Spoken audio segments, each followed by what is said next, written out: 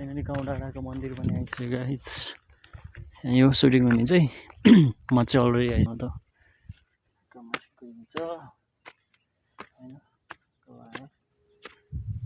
खै परेवाहरू उडिरहेको छ भर्खरै। कोही छैन नि त आज मजदुर दिवसको दिनमा धरि गाइस एकजना चाहिँ रहेछन्।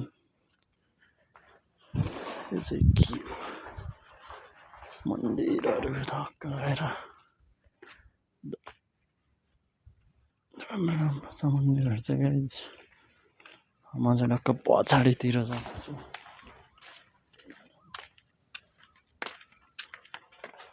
यता चाहिँ पछाडि फेरि छ क्या डाँडाहरू छ ढक्क लगाएर चाहिँ मन्दिर भइहाल्यो। लाली गुराँस पनि हुन्छ कि गाइस है। लाली गुराँस नि हुन्छ ढक्क लगाएर। कस्तो दामी है। ओए लुक एट दिस भ्यू। कस्तो राम्रो छ ठाउँहरू। पछाडिबाट त मन्दिर हुन्छ नि त्यो उस राखेको छ कि त्यो टावर जस्तो। तर त्यहाँ लाइन पनि छैन के पनि छैन जस्ट टावर मात्रै हो त्यो चाहिँ।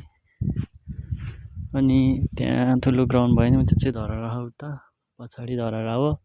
अनि त्यसपछि यो चाहिँ यहाँ ग्राउन्ड छ त्यहाँ मन्दिर भयो। अनि म चाहिँ त्यहाँ जाने भनेको के अरे एकछिनमा जानु पर्ला। अब चाहिँ भजनको टिमहरू आउँदैछन् गाडीमा बल के आम्मा पुरै हुला। अब चाहिँ पुरै त्यो ग्रिनरी हुन थाल्यो नि त रेनी सिजन भएपछि चाहिँ पुरै ग्रिनै ग्रिन हुन्छ कि यतातिर। सो एकदमै रमाइलो छ पोखरा एकदमै राम्रो सुन्दर ब्युटिफुल प्लेस। गाइस होइन तिनीहरू चाहिँ आउन ढिलो हुन्छ होला गाडीमा आउने। म चाहिँ ढक्क भएर अब त्यो गाउँको टावरमा जान्छु। माथि जाने चाहिँ चाबी लगाइदियो अहिले चाहिँ जानुपर्छ। गाइस यहाँ चाहिँ घोडा नि हुन्छ। घोडा 100 रुपियाँ कि 200 रुपियाँ तिरेर चाहिँ चढ्नुपर्छ यसमा चाहिँ। दामी छ यहाँको चाहिँ ग्राउन्डहरू चाहिँ बवाल छ होइन। ऊ त्यो चाहिँ रेस्टुरेन्ट पनि खोल्दै रहेछ अहिले कलाएर। रेस्टुरेन्ट पनि कलाएर अब त्यहाँ जान्छु म गाइज। गाउँ डाँडा सानो धरहरा देखाउँछु त्यहाँ। यो गाइज चाहिँ सानो धरहरा यहाँ चाहिँ रेस्टुरेन्ट बनिरहेछ अहिले। काठमाडौँ जत्रो त छैन तर पोखराको चाहिँ सानोवाला रेस्टुरेन्टमा अन्त छ पछाडि छ अर्को गाउँ डाँडाको टावर चाहिँ एकछिनमा म देखाउँछु। जाँदैछु गाउँ धरहरामा लेखेको ठाउँमै। सानो हुँदाखेरि चाहिँ आउँदाखेरि एकदमै ठुलो लाग्थ्यो है। अहिले चाहिँ त्यस्तो नलाग्थ्यो क्या सानो जस्तो लाग्ने थियो हेर्दा नि। टपमा भएर होला नि तलदेखि हेर्दा चाहिँ डेन्जर अग्लो देखिन्छ फेरि हेर्दा चाहिँ ठिकै यो देखिन्छ। यहाँ छ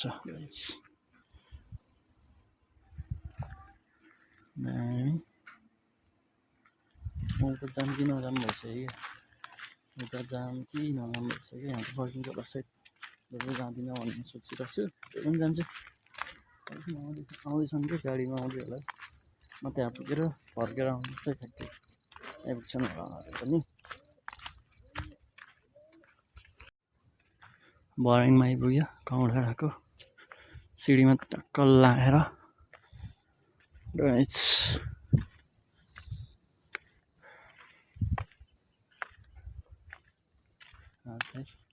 फोहोर फाल्न मनाही छ भनेर टक्क फोहोर फाल्नेलाई चाहिँ 1000 रुपियाँ प्रवेश शुल्क चाहिँ 20 रुपियाँ रहेछ। तर अहिले चाहिँ चाबी लगाइदियो क्या बन्द खाएर गाइस जानै पाएन नि भित्र। बाहिरैदेखि हेरेर जानुपर्ने भयो यस्तो छ।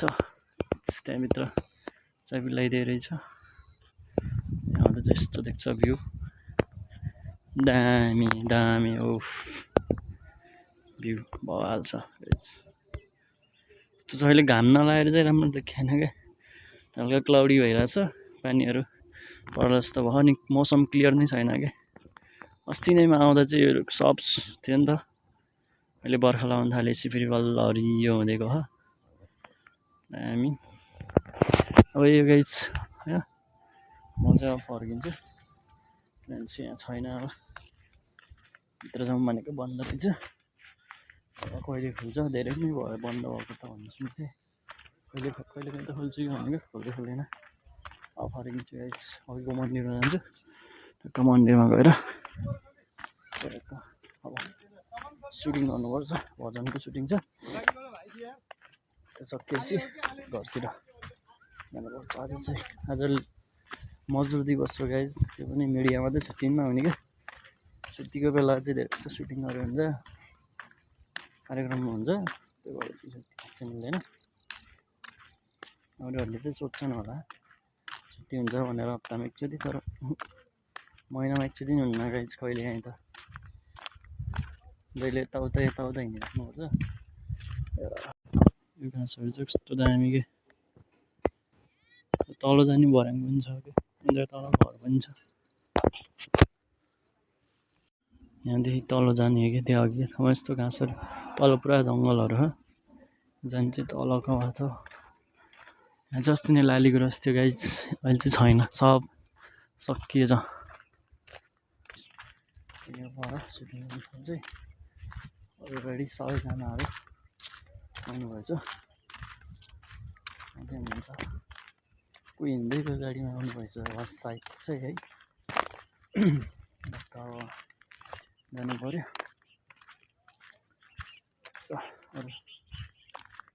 दामी यस्तो ठुलो ग्राउन्ड छ कि, दामी फुटबल ग्राउन्डै भन्छ होला यहाँ।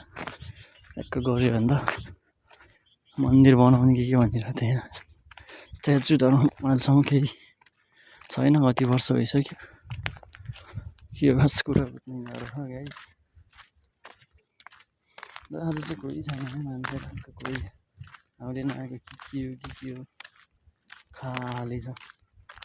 शनिबार आउनुपर्छ यहाँ, शनिबार त यस्तो भ्यू हुन्छ फेरि। शनिबार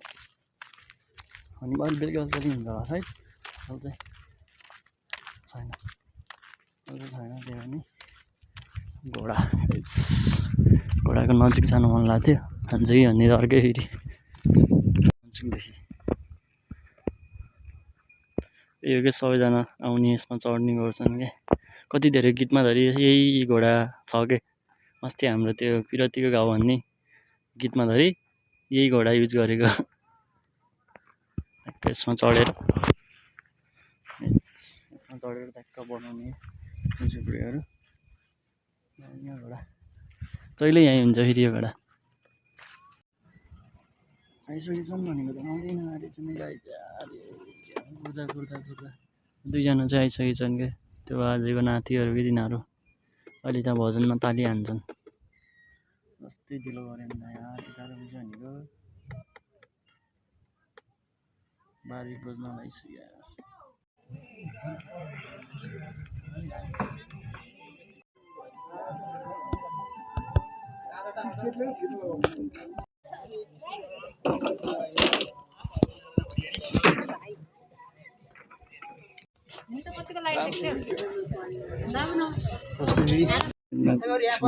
सुटिङ सुरु हुँदैछ। हेलो, कहाँ गायब कि बोल्नु छैन यार। तपाईँ यार किन यस्तो आरामै? उहाँसँग चाहिँ अस्ति नै एउटा भिडियो भेटेको, अनि आज चाहिँ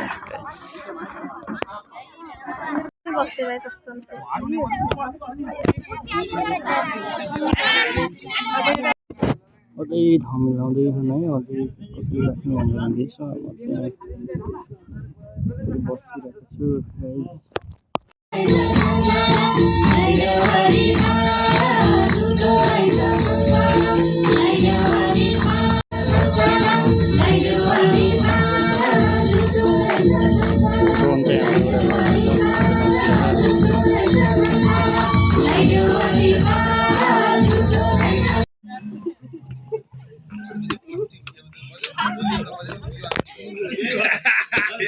अनि बाजेको के अरे, तिमी बाजेको के अरे आफ्नै नाति होइन? आमा खेल्दैछौँ है गाइस। सक्यो त्यहाँ बस्छ हाम्रो स्कुटर रहेछ गाइस। उहाँ चाहिँ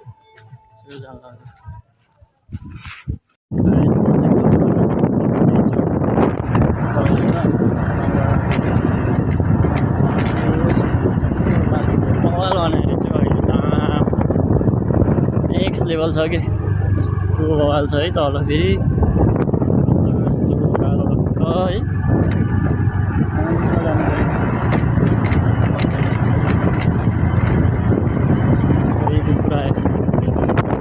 कति ओह्रालो हो नि फेरि उता माथि झन् डेन्जर ओह्रालो थियो माथि त देखामा फर्किरहेको रहेछ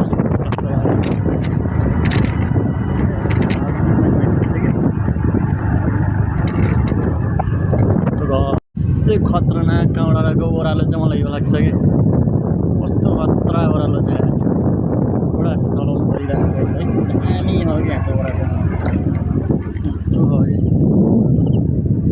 यहाँदेखि उता तलैसम्मकै रिसोर्टसम्म क्या खतरनाक ओह्रालो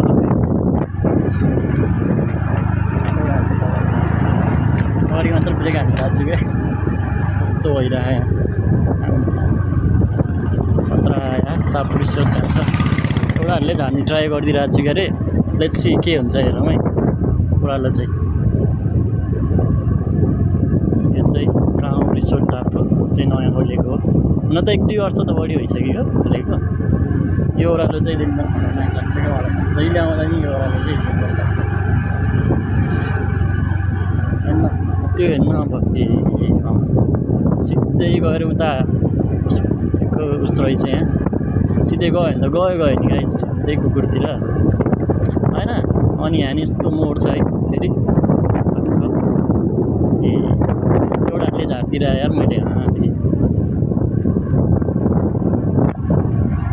खतरनाक लाग्छ अगाडि चाहिँ म तल गएर गयो भने चाहिँ ट्याक्क माथिबाट निस्किन्छ अनि यताउता गयो भने चाहिँ फुलबारी निस्किन्छ कि ट्याक्क यहाँ चाहिँ रिहेबिलिटेसन सेन्टर पनि छ रिहाब डक्क यही हो खाली थियो दिनभरि खाली थियो अहिले चाहिँ बल्ल लगाइन्छ पानी बल्ल जस्तो माथि पानी छिटाइरहेको थियो त्यही भएर छिटो क्यामेरा ट्याग भन्छ गाडी माथि